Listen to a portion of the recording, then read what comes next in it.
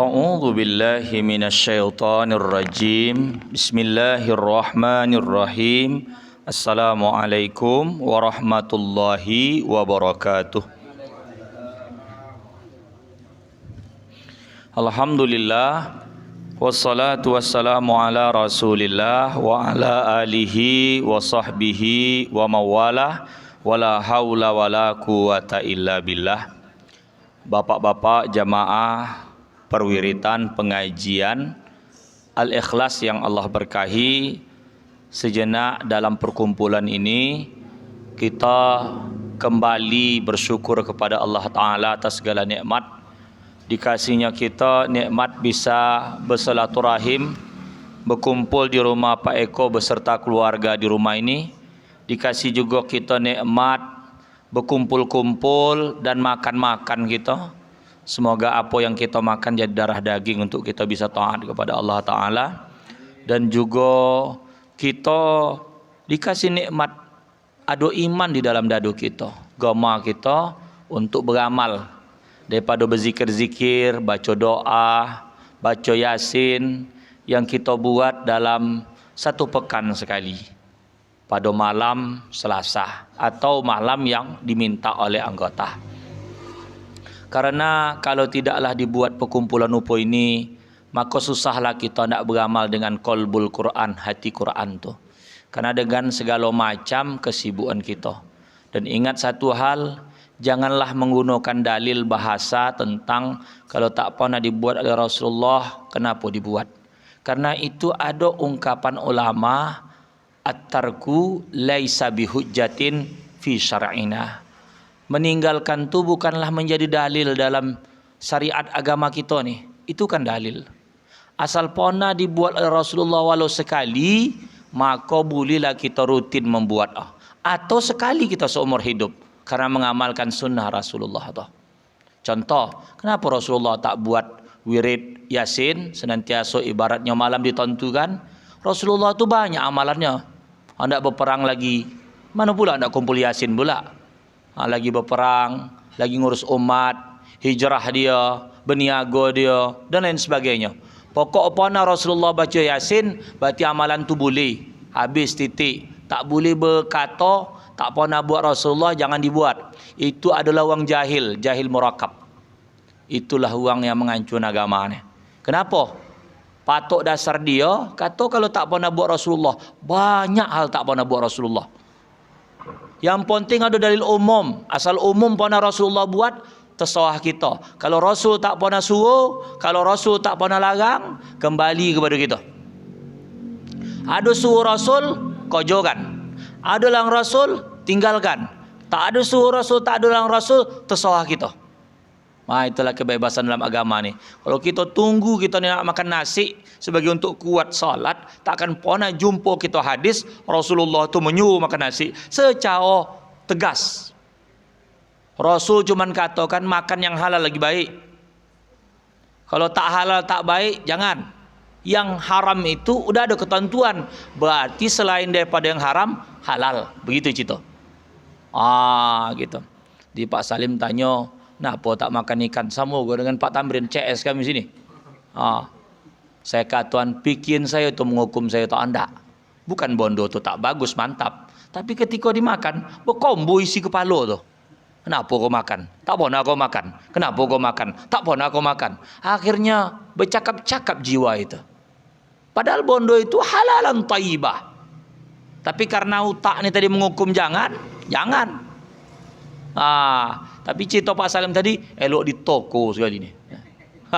Upa di tes makan mak sadap dia. Itu tamu-tamu kira. Dah. Mari sejenak kita pasang niatlah di rumah Pak Eko ni untuk belajar agama supaya tambah pahala.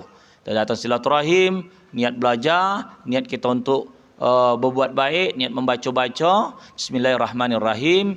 Nawa itu ta'allum wa ta'lim, sengaja aku berniat belajar dan mengajarkan ridhaillahi ta'ala, guna mencari ridha Allah, bi syafaati Rasulillah sallallahu alaihi wasallam, dan dengan syafaat Rasulullah sallallahu alaihi wasallam, ala niatin salihah, atas niat yang baik. Al-Fatihah. A'udzu billahi minasyaitonir rajim. Bismillahirrahmanirrahim. Alhamdulillahi Rabbil Alamin, Ar-Rahmanir Rahim, Maliki Yaumiddin. Iyyaka na'budu wa iyyaka nasta'in, ihdinas siratal mustaqim, siratal ladzina an'amta 'alaihim ghairil maghdubi 'alaihim waladdallin. Amin. Hikmatu salatil janazati, ai hadhihi hikmatun fi bayani salatil janazati. Ini satu hikmah menjelaskan tentang salat jenazah. Jadi dalam salat jenazah itu ada hikmah. Penyelenggaraan mayat yang udah meninggal itu yang paling murah adalah agama Islam.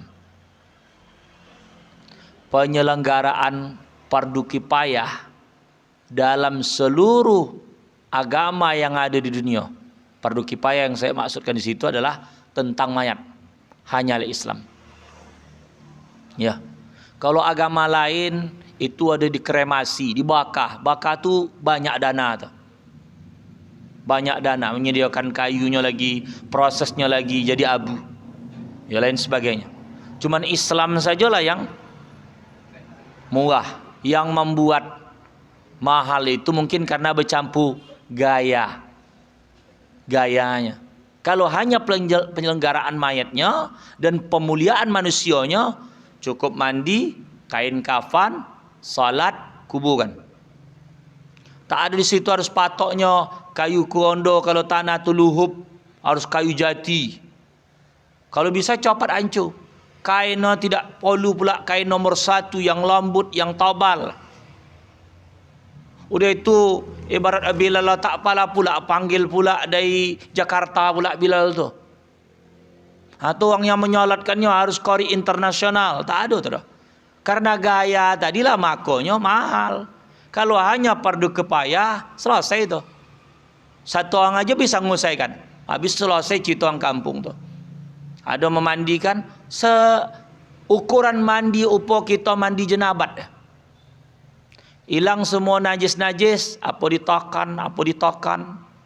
Udah, karena ada itu bab nanti kang bisa menjadi mudarat. Segala maaf, kita bawa selesai makan ku yang ada londi-londi, supaya dia mudah untuk menyelesaikan masalah yang ada di badan dia. Mandikanlah, gatokan. Kalau cerita tentang masalah apakah pakai sabun, ini kunci di dalam masalah mandi hadas besar, usah dulu campur sabun, usah campur yang lain, air tok dulu digatokan. Karena banyak kesilapan yang terjadi, airnya tu jadi mustakmal. Airnya tu udah tak mensucikan, suci tapi tak mensucikan.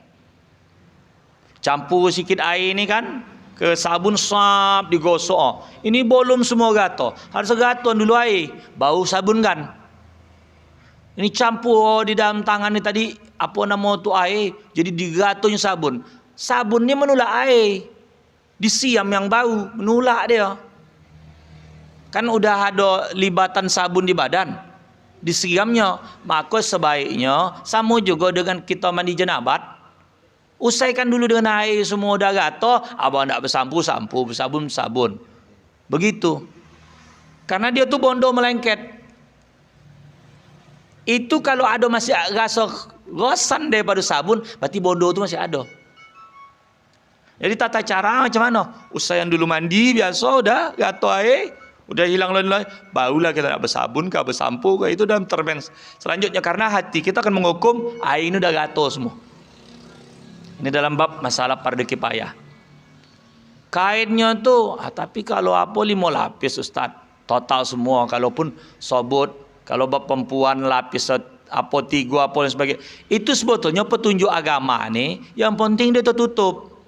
Tapi teknis belakangan kenapa dipilih ganjil? Karena itu ada hadis loh. Yang penting tertutup. Kasus waktu perang, asal tertutup mayat tu tak nampak lagi badan tu di apa, udah cukup. Cuman kan para Bilal kita ni kan bersanad, belajar dengan Bilal dulu tengoknya. Kalau nak dilapis, dihitung-hitung semua dengan pakaian, dengan apa, tetap juga seperti nilainya adalah 5 lapis. Gitu kan, pakai yang baju jubahnya gitu kan, pakai sarungnya, ada buat serabannya lagi, ada lapis kainnya lagi kan gitu. Kalau ditata semua hampir seperti 5 lapis ya. Betina begitu buat telokong apa. Nah, ini uang-uang yang paham. Kalau dihitung semua, kalau satu-satu mungkin ini 3, yang ini bab 2 gitu. Tapi intinya dalam kajian agama, pardi kepaya itu tertutup dah semua. Habis itu dia menyolatkan. Nah, ini tadi cerita saya sama Pak Salim. Kisah sedikit masalah salat jenazah tuh. Mungkin banyak kita nih yang tahu, tapi ada juga yang masih lupa-lupa atau ingin diingatkan. Jadi jelas, karena yang namanya fardu kifayah ini 4, berarti salatnya juga 4 takbir. Kita aja ingat. Walau dalam kitab lain ada juga sebut 5. Fardu kifayah ini 5. Saya urai yang 5 ya. Pertama dia memandikan. Yang kedua dia mengkapankan di baju. Itu berarti dia tak bisa. Kita yang membuat Kalau sampai yang mengkapani diri dia sendiri kacau. Yang ketiga pula menyolatkan. Yang keempat dalam kitab Tanwirul Qulub mengantarkan. Karena mayat tak bisa hantar sendiri pergi dia. Itu kata kitab tu. Tambah 1. Yang kelima menguburan. Selama ini tahu kita 4. Yang mengantarkan tak masuk. Berdalil pula kitab tu. Apa bisa mayat tu? Tak mungkin awak habis solat langsung kubur situ. Gitu dah. Maka dasarnya mayat tu dihantarkan bahasa peristirahatan terakhir. Bahasa yang umum gitu doang. Untuk dunia tu situlah istirahat. Maka itulah kenapa ada unsur istihza, menjadikan terhina dia. Udah dikubur digali balik. Udah dikubur digali balik. Gara-gara berkelahi anak sama anak. Wah, ada saya dengar kasus tempoh hari sini. Atau sambu. Kasusnya entah macam mana. Entah dia hendak pergi, jadi mak kubur situ hendak dibawa. Kalau dia kubur dah lah. Akan memunculkan mudarat dan akan memunculkan fitnah. Digalilah, maaf, rusak badan, bau timbul, uang ramai, di video, masuk YouTube, masuk Facebook, jadi buah bibir, masuk berita. Udah dikubur dah lah. Dari unsur tanah 4 anasir, ya. Unsur dia arba'atu anasirin. 4 unsur api, air, angin, tanah. Itulah kita ada. Tapi yang mengikat badan kita ini adalah roh. Roh. Dan itu min indillah di sisi Allah. Yas'alunaka anir roh. Mereka bertanya kepada engkau ya Muhammad tentang perkara ruh. Kulir ruh min amri rabbi. Roh itu adalah urusan Tuhanku. Wa ma utitu minal ilmi illa qalilah. Tak didatangkan kau tentang ilmu masalah ruh tu kecuali sikit aja yang kau tahu. Yang tahu kau kalau tak ada ruh mati. Karena rahasia ruh ni hanya orang-orang tertentu dan saya pun tidak mengetahui banyak-banyak tentang perkara ruh. Jelasnya orang ruh tu bisa berjalan waktu tidur. Berjumpa dengan orang-orang yang telah mendahului dia, dengan ayah, dengan amak dia, bahkan bisa berjumpa dengan Rasulullah sallallahu alaihi wasallam. Ya, man ra'ani fil manam faqad ra'ani. Siapa yang bermimpi menengok Rasulullah di dalam tidur, maka sungguh betul-betul dia menengok Rasulullah. Iblis tak bisa menyerupai Rasul. Jadi siapa yang dalam tidurnya dia mimpi dengan Rasulullah, betul adanya itu. Betul adanya. Seperti itu. Udah itu lagi salat ni 4 tadi takbir, walau ada yang buat 5, bisa go 5 doang. Takbirah tambah 1. Tapi itu tak lazim masyarakat kita kalau buat pasti fitnah. Ya, tak pernah pula buat macam. Rupanya tidak sah perempuan solat Jumat. Ada kaul mengatakan perempuan tu kalau imam tu sah Jumat, maka sah jugalah perempuan tu. Tak apalah dia ganti dengan zuhur. Buktinya di Mekah. Ya, paham Mekah tu lain. Itulah kaul itu. Karena dasarnya gini. Kalau udah cukup wajib Jumat, kita ni kan jamaah Jumat 40. Dia tidak wajib Jumat, tapi masuk dalam situ tu karena khutbah itu menempati 2 rakaat daripada fardu, maka 2 solat itu udah cukup lah dia. Balik dia tak pala lagi, ada begitu. Cuman kalau di kampung kita ini dibuat pasti fitnah. Buat juga. Oh. Oh. Oh. Karena pun mungkin tak cukup. Tak muat. Tak muat. Nah, itu makanya perempuan itu di rumah aja. Ada perempuan. Iya, itu juga lah sebab itu juga. Jadi tentang masalah apa itu tergantung kebijakan. Tergantung kebijakan.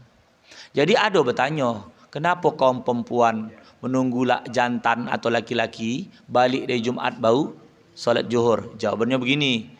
100 tahun yang lalu kita katakan begitu. Belumlah secanggih sekarang. Mic itu, mikrofon itu tak sedoa sekarang dan tak sebanyak sekarang. Jadi patok pada saat itu, dulu-dulu itu adalah kalau balik kaum laki-laki berarti udahlah usai salat Zuhur. Di situ patok. Kalau sekarang kan kedongan kumah. Maka sebetulnya perempuan tuh kalau udah namanya Jumatan gitu ya, karena dia tak wajib Jumat, azan, udah bisa salat Zuhur. Karena sama dia itu tidak wajib Jumat, wajib sama dia Zuhur. Kalau udah azan Zuhur udah bisa salat Zuhur, udah masuk waktu, ukur masuk waktu.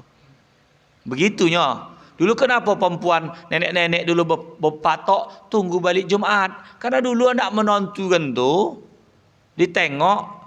Dulu saya dapat dari muridnya Lobai Somad, Allah yarham, pajak korang. Dia kata Tuan Guru Lobai Somad itu menentukan waktu solat. Memang ada dia macam bosi dibuat upo, macam peluru agak muncing gitu. Siang ditahu tengah. Kalau ada keluar bayangan tu mengarah kepada matahari waktu timbul lah, berarti ke timur, sikit keluar, barulah dia salat Zuhur. Dulu orang begitu dalam menentukan waktu tu, tidak tengok jam. Tengok betul, itulah sunnah Rasul. Udah itu lagi kadang untuk menentukan bila asar, ini bayang barang nih udah jadi satu panjang, ibarat diukur ibaratnya sepanjang sejongkal lah barang tu tadi, bondo tadi. Lalu bayangnya tu sejongkal lebih sikit, udah masuk asar. Itu dalam menentukan waktu. Begitu. Kalau langit tu udah dia warna merah, maghrib. Tenggelam matahari itu habis, merah dia, maghrib. Hilang warna merah tu, golap, isya. Begitu dulu tu nonton itu. Udah itu lagi tengok ada di sebelah tempat terbit keluar cahaya. Dia kalau ibaratnya tu cahaya dia agak melintang, bukan membujuk. Dia dari bawah tu kocik tapi dia melintang begitu dia. Itu masih kazib, belum masuk subuh. Kalau udah dia membujuk banyak dari bawah tu dah merata gitu kan, itulah udah masuk subuh. Bersaut-saut layam. Tadi yang begini tadi melintang bersaut-saut ogo, tapi habis itu diam dia. Masuk fajar kedua, fajar botol, itulah subuh. Di waktu itulah tak boleh lagi salat isya. Kalau yang tadi masih jawas boleh, asal belum masuk subuh. Asal udah bersaut-saut ayam tadi, itulah yang tak boleh makan lagi untuk sahur. Dulu begitu menonton waktu salat. Dulu tidak menengok daripada jam yang model apa, itu je lah 5 waktu salat tu. Tak ada digital. Alam nilai yang menjadi patok dia. Tengok tengok hitung ya. Begitu dulu. Makanya agak riskannya itu adalah dengan mondong. Susah nak menentukan mondong. Itulah kenapa termasuk Allah yarham Ustaz Sairi Abdul Karim, ada jamaah di bagian dalam tu beramal pada saat hujan di awal waktu solat yang dia jamak takdim digabungkan solat. Jamak. Kan jamak bisa terjadi akibat sapar pagi. Jamak bisa terjadi akibat motor, hujan. Jamak juga bisa terjadi akibat marid, sakit. Selain daripada itu tak ada. Kalau jamak berarti dia betul-betul 4 dibuat. Kalau jamak, bukan kosor. Kosor hanya terjadi ketika bepergian. Kalau jamak bermakna dia satukan solat tu.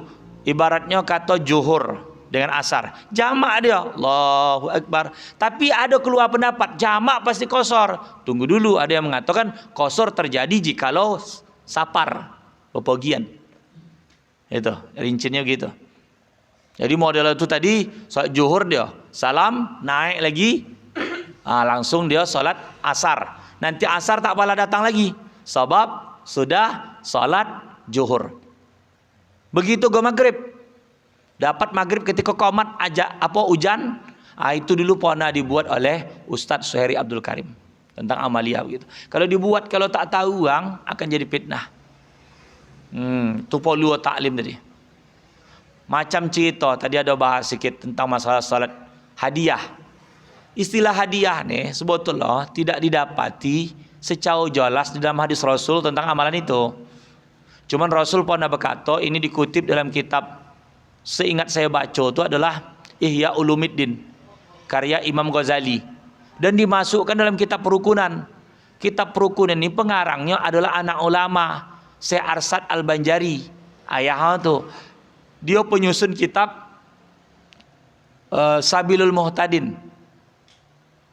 Sabilul Muhtadin. Dari Banjar, orang Banjar. Dia bergelar namanya Datuk Kelampayan. Orang bernama ke, tapi berilmu agama. Menurut kisah, lebih tua kitab itu sikit dibandingkan kitab I'anatul Talibin. Begitu. Jadi, balik kita cerita. Dia ni belajar di Arab. Tapi dalam bahasa Arab Melayu. Anak dia lah tu menyusun daripada perukunan tu. Namanya Hajjah Fatimah binti Arsyad Al-Banjari. Dari Banjar sana. Suku Banjar. Jadi situ katanya tentang masalah mayat tu ketika di malam pertama tu ditanya dia. Jadi doakanlah daripada sedau kau karena dia lagi sulit ditanya. Itulah sebagian membuat solat. Sebetulnya solat sunat mutlak tu. Tapi di kampung kita mengatakannya solat sunat hadiah. Karena niatnya hadiah. Ada bahkan dia niat hadiah tu dipasang nama ketika usoli. Lapas niat itu tak jadi patok. Apakah usoli sunatal hadiyati liruhil marhum sepolan bin sepolan atau liruhil marhumah sepolanah binti sepolan rakaataini lillahi ta'ala. Betul niat tu kau hati. Tapi yang saya dapati dari ungkapan-ungkapan guru saya, salat sunat hadiah itu adalah salat sunat mutlak. Habis. Salat sunat mutlak. Salat yang tak terikat dengan waktu dan tempat. Kalau terikat dengan tempat macam mana? Masuk masjid, salat. Dia. Atau masuk tempat-tempat tertentu. Atau ketika dia ihram, ya, habis tawaf dia, habis wudu, gitu kan? Itu terikat. Rawatib, qabliyah, ba'diyah. Rupanya itulah. Solat qabliyah, ba'diyah itu di total semua adalah 20 rakaat. 4 zuhur sebelum. 2 yang muakkad, 2 tidak. Berarti kalau ada orang buat sebelum zuhur sunat qabliyah itu, 2 yang sunat dikuatkan, 2 tidak. Ada buat 4 silakan. Anda 4 rakaat 1 salam, anda 4 rakaat 2 salam, lebih baik 4 rakaat 2 salam. Karena kalau 4 rakaat 2 salam berarti dia 2 kali niat, 2 kali takbiratul ihram, 2 kali baca, anda dia pakai doa iftitah silakan. 2 kali tahiyat akhir. Begitu. Habis zuhur ba'diyah 4. 2 yang sunat muakkad, 2 tidak. Sebelum asar 4 rakaat. 2 yang dia sunat muakkad, 2-nya tidak. Setelah maghrib dia 2 rakaat. Sebelum isya dia 2 rakaat. Yang sebelum isya tadi tak muakkad. Setelah isya itu muakkad. Sebelum subuh 2 rakaat. Itulah yang lebih baik. Rakaatal fajri khairun minat dunia wa ma fiha. 2 rakaat salat sunat fajar tu lebih baik daripada dunia beserta isinya. Menurut hadis 2 rakaat fajar tu adalah qabliyah subuh. Bukan waktu imsak atau salat sunat, bukan. Sebelum habis azan Allah ada tu. Selesai salat sunat qabliyah, itulah yang dikatakan hadis rakaatal fajri khairun minat dunya wa ma fiha. 2 rakaat fajar tu yang lebih baik daripada dunia beserta isinya.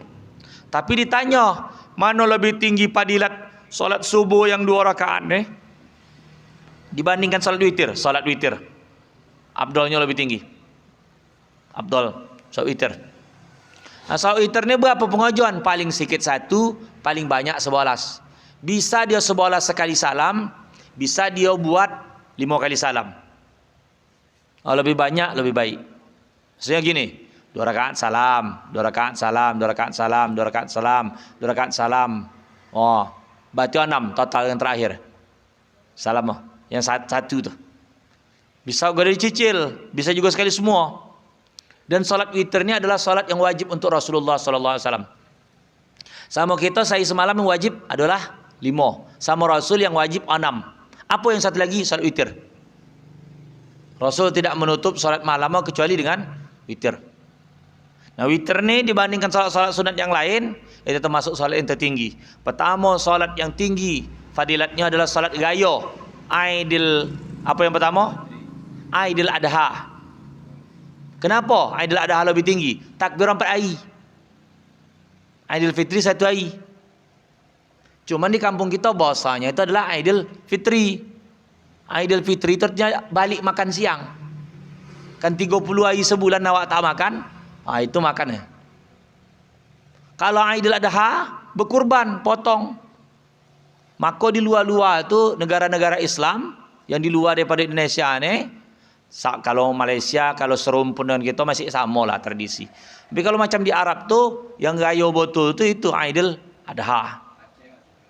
Aidil Adha masih puasa Pak. Berarti itu.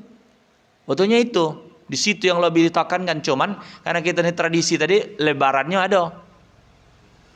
Ada pula di Jawa tu namanya Raya Kupat namanya. Raya Kupat tu adalah Raya Ketupat. Seminggu setelah daripada raya tu, raya lagi dia. Kenapa? Sebab begini, kan ada puasa 6. Satu raya Aidil Fitri ditambah dengan 6, hari yang selanjutnya kan raya dia. Orang tu langsung dipakai terus puasa 6 tu. Jadi udah selesai usai daripada puasa 6, raya lagi. Itu namanya dalam bahasa Jawa hari raya Kupat itu. Lebaran Kupat namanya. Kupat tu rupanya ketupat. Maka simbol ketupat tu sebetulnya bukan untuk satu Aidil Fitri tu. Seminggu setelah Aidil Fitri.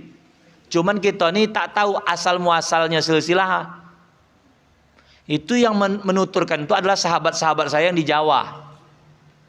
Saya ada beberapa berkawan. Awalnya dari media sosial Pak. Sering kami berinteraksi di Facebook, YouTube, lewat WA, WhatsApp. Lama-lama tahun lalu itu saya ke Jawa sekali ngantarkan anak.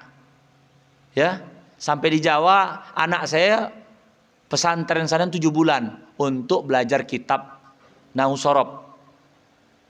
Di Demak, percisnya di Demak, di Semarang. Ya kan? Jawa Tengah. Jadi dari situ kurang lebih sejam ke Demak tuh. Lebih lah mungkin sejam karena tempoh hari kan saya naik Grab apa. Jadi tempat si kiai itu.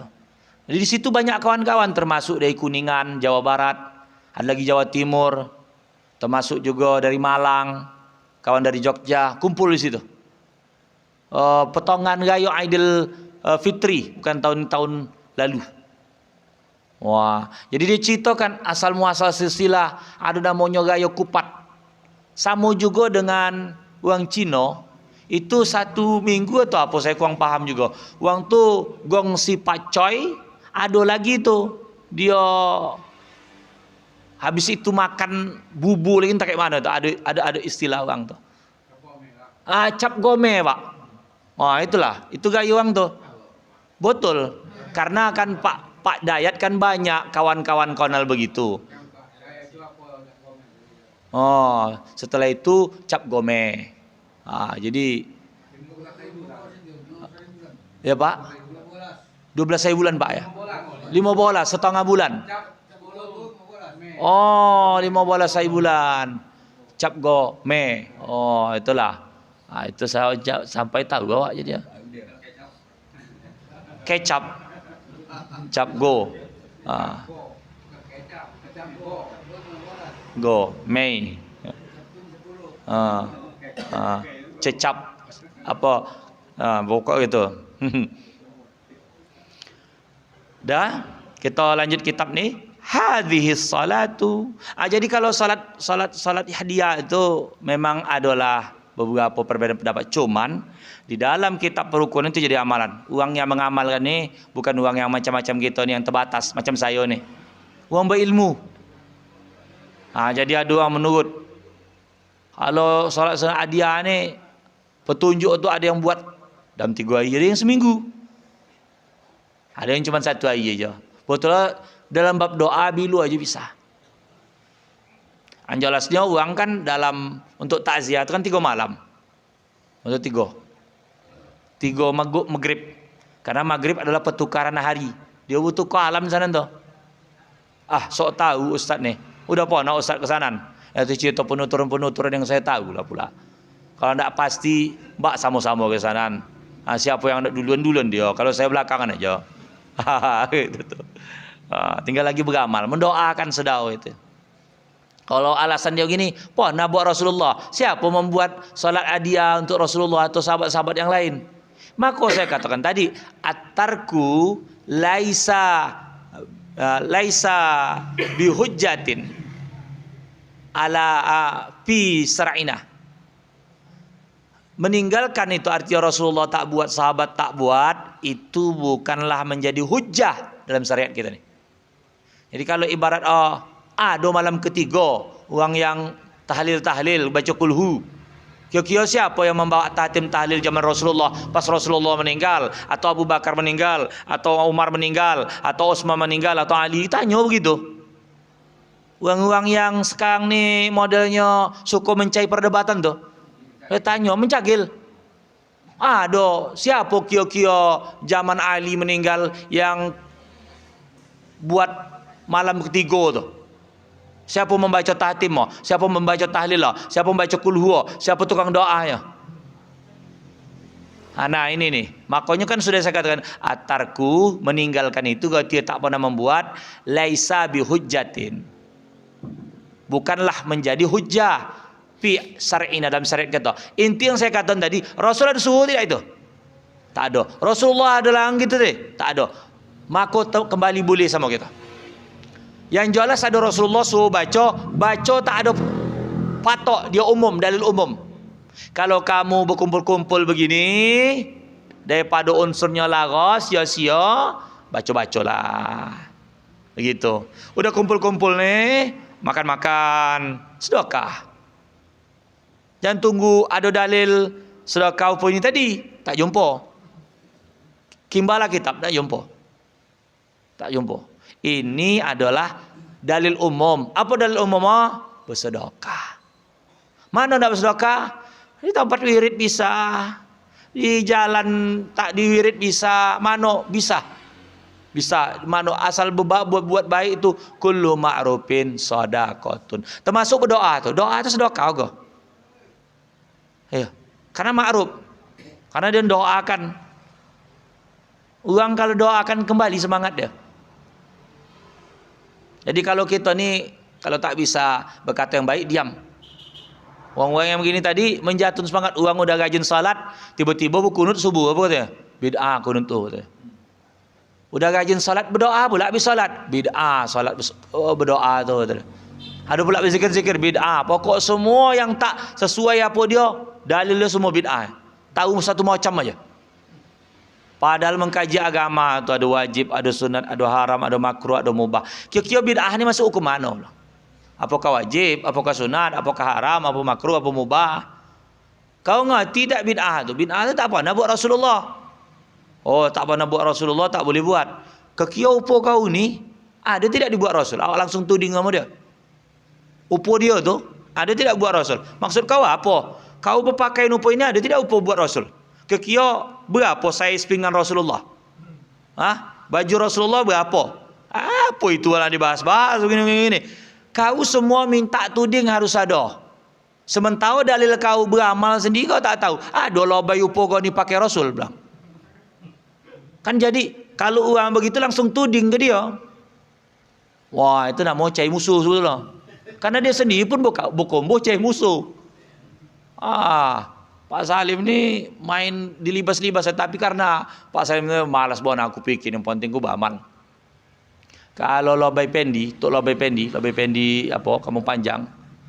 Ajang aku ajang kau gitu dah. Begitu aja bahasa dia tu. Ajang aku ajang kau. Udahlah. Sogo kau, neraku aku gitu dah. Gitu aja bahasa. Orang dia sadap betul nak menentu kan. Ini neraka, ini sogo. Kira-kira dia jadi tangan kanan Allah Ta'ala pula. Kan bisa tentu kan ya. Pak Tamrin ini neraka ni kata dia. Kan kau bumi tak topu tu.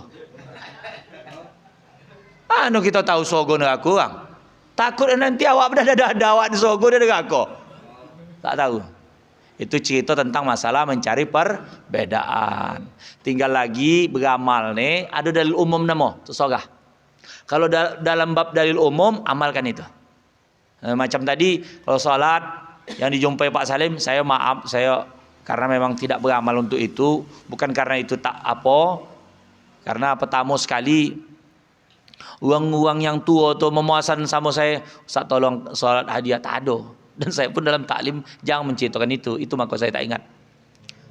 Itu. Jadi kalau itu kan kitab itu harus dihadap perukunan gitu kan.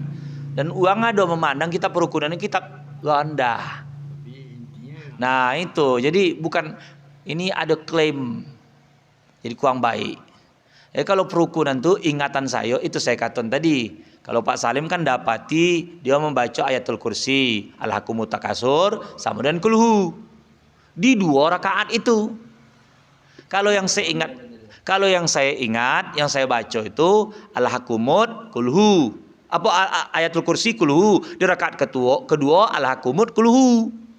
Begitu modelnya yang saya ingat saya itu.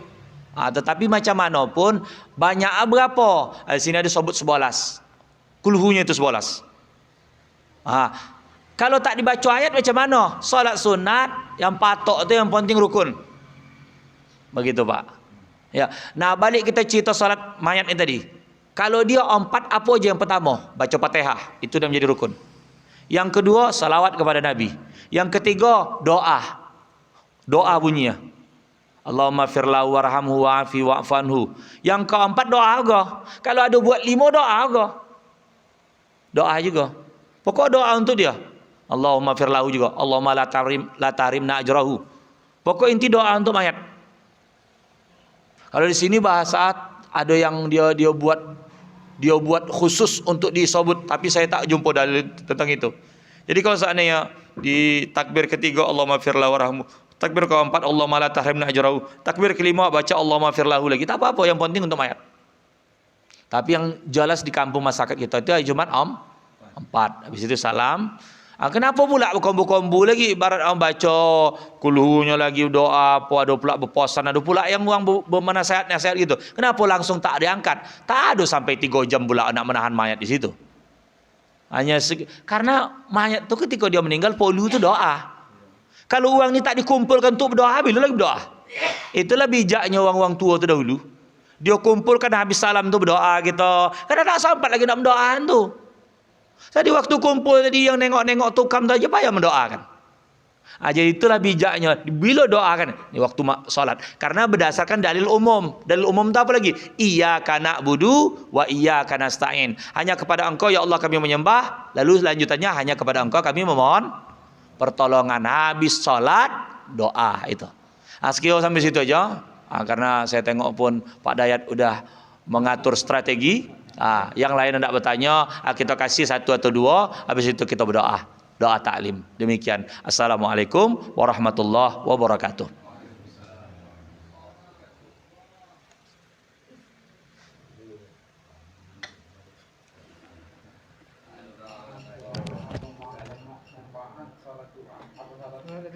bisa Ustaz. Salat di atas kuburan. Bismillahirrahmanirrahim. Salat di atas kuburan maksudnya salat apa nih sekarang? So wajib tak boleh. Bukan tempat ah. Di atas kuburan. Ya. Sujud sejadah. Jumat. Jumat subuh rakaat pertama. Alif Lam Mim Tanzil. Itu kalau saya baca pertama mengikuti qajah Rasul. Berarti kalau udah mengikuti qajah Rasul banyaklah fadilat ah. Itu. Apa fadilatnya? Ya pertama pahala jelas ada konten.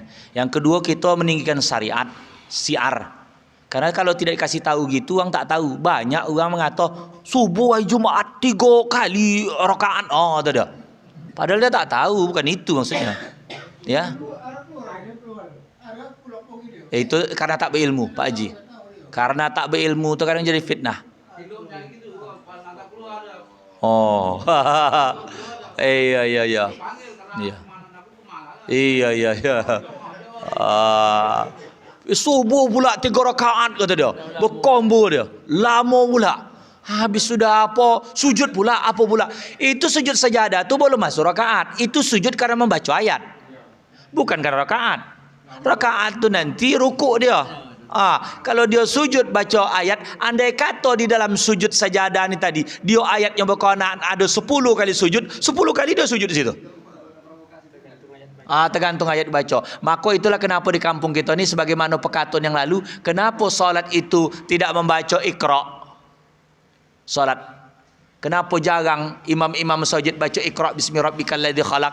Karena di ujungnya wasjud waqtarib disunahkan sujud.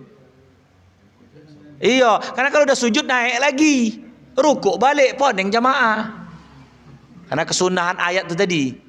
Baik di dalam solat, baik di luar solat. Itulah Iqra itu jarang dibaca ketika untuk solat berjamaah. Aku buat itu. Hah? Aku buat itu. Iya, tapi putus. Putus kan ada di hati aku je. Jud dalam aja rap aja. Tak boleh, ayat tak jelas. Wasjud harusnya tahu saya baca ayat itu wasjud waqtarib tuh. Karena begini tiba-tiba waqtarib wasjudnya ke mana sedangkan ayat tuh hilang sebelah. Di dalam aku simpan tak bunyi tu Ustaz. Aku bilang. Membuat ayat baru pula sebau. Maksudnya Tetap dibaca kalau kita. Tapi tak dijaharkan di apa aja. Kalau menurut daripada hadis, siapa yang membaca karena dia membaca tu baik dia sir dia, baik dia jahar, dia sujud. Karena dia sujud ikut jamaah. Itu aja.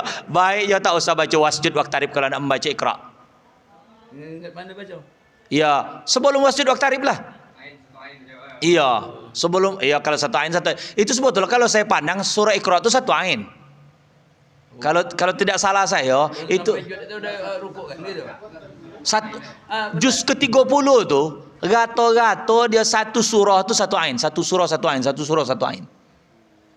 Mungkin di juz amma mungkin wallah alam saya tidak tengok. Dia tu gato-gato dia. Kenapa Pak?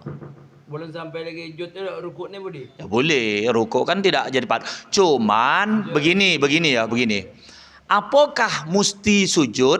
Sunat saja. Tak buat tak mengapa. Potong poneng. Jud jaharkan berarti tetap dibaca untuk ukuran Pak Salim. Iya. Kalau kita jujur nak mengatur siapa yang membaca dia sujud. Maka itu tak di apa kan? Iya. Jadi kesunahan itu banyak. Saya maaf tidak membawa kitab khusus tentang apa amaliyah dan keutamaan sujud sejadah di waktu subuh Jumat di rakaat pertama tuh. Begitu ya.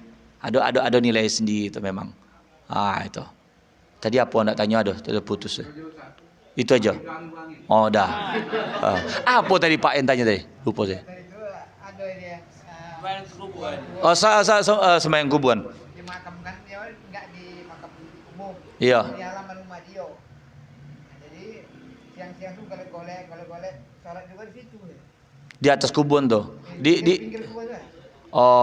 niat dia bukan menyembah kuburan, mungkin si tempat itu dia salat. Di mana aja bumi Allah ini kan bisa salat. Cuman maaf, di tanah kuburan tuh tanah yang bergaul dengan bokas-bokas maaf air malo manusia. Itulah ada sebahagian ulama mengatakan, maaf, air tanah kuburan tu ketika udah dibulak dia tu, dia tu tanah tu najis. Itulah maka tak boleh salat di situ. Bergaul karena maaf pocah badan kita nih dengan darah, dengan nanah. Tapi ada kaul yang lain, tanah tu kan menyucikan najis. Buktinya ketika tingginya daripada jilatan maaf anjing, dia campur air tanah saja hilang. Kan begitu?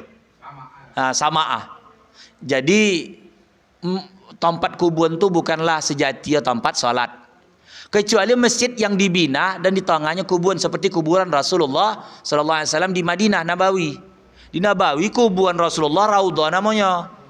Dibuat taman. Tapi orang tidak salat di kuburan, di sekelilingnya. Kan sudah pernah kita bahas kuburan Rasulullah itu kenapa bisa di tengah? Karena dalam rangka untuk membesarkan Masjid Nabawi yang pada saat itu kecil. Termasuklah rumah Rasulullah yang di samping Masjid Nabawi kamarnya istri Ibunda Aisyah radhiyallahu anha. Dibesarkan karena para sahabat sudah mengubur situ, takut merusak kesepakatan para sahabat pada saat itu, maka dibuatlah taman dikelilingkan aja. Sampai sekarang. Ya, Pak.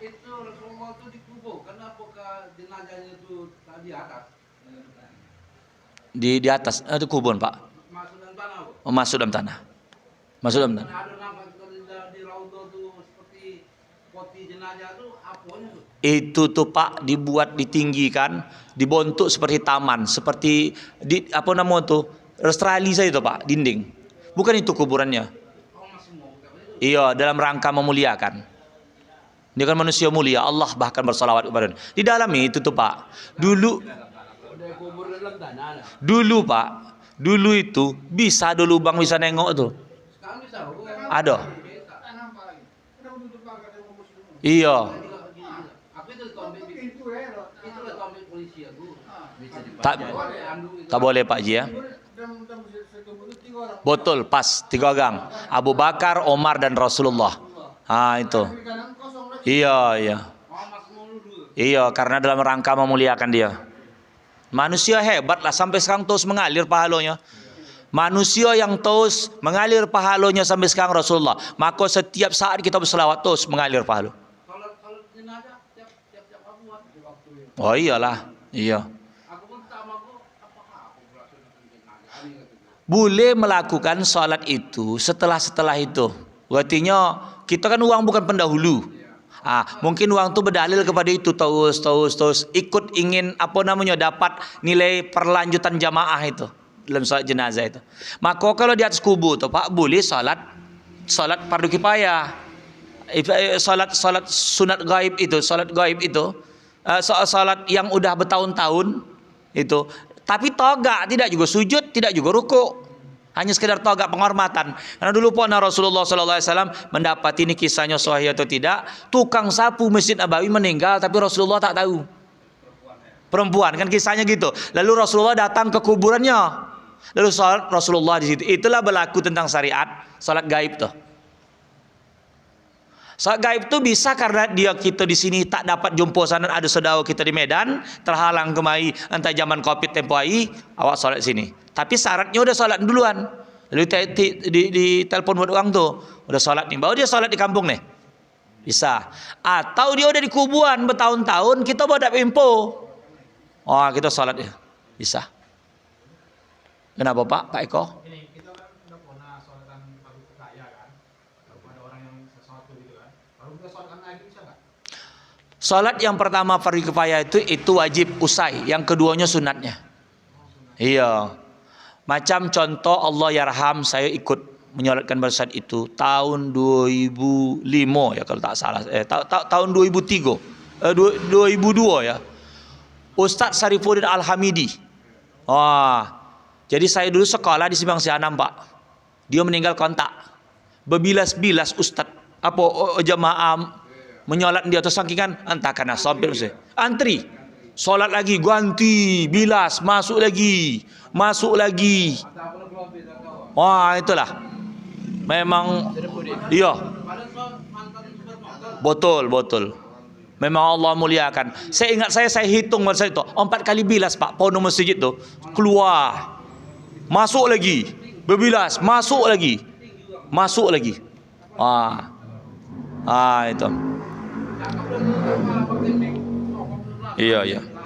Dia kontak lah, kontak apa. Tambah dia. Tambah.